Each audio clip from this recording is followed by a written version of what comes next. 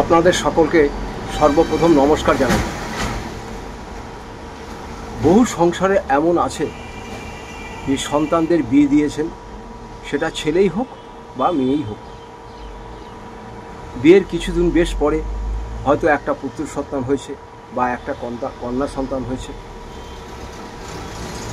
গৃহে প্রচণ্ড পরিমাণে অশান্তি, স্বামী অশান্তি করছে, শাশুড়ি অশান্তি করছে, ননদ অশান্তি করছে, যেন সেই মেয়েটির টেকাই মুশকিল হয়ে গেছে।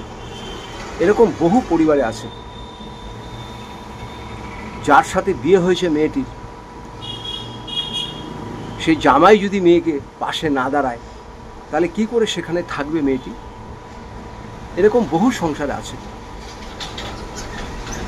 তাই আপনাদের বলবো, বিয়ের আগে ভালোভাবে, ছেলেদেরও বলবো মেয়ের পরিবারকে ভালো করে খোঁজ খবর নিয়ে দেখা, এবং মেয়ের পরিবারকেও বলবো যে ভালো করে খোঁজ খবর নিয়ে তারপরে বিয়ে দিন। আর বিবাহে জটক বিচার অবশ্যই করবেন, কারণ বিবাহটা হচ্ছে সারা জীবনের বন্ধন। স্বামী স্ত্রীর অশান্তি প্রায় প্রতিটি সংসারে লেগেই থাকে। কথায় কথায় ডিভোর্স, কথায় কথায় মেয়েরা চলে আসে, কথায় কথায় ছেলেরা বলে তোমার বাড়ি তুমি চলে যাও।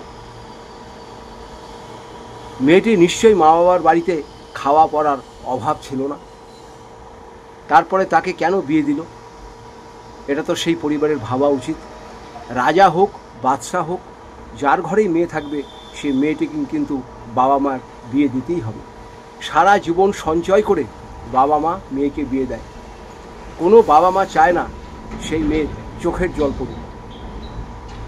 তাই আপনাদের অনুরোধ করে বলবো, বিয়ের ব্যাপারটা খুব ভালো চিন্তা ভাবনা করে বিবাহ দেবেন।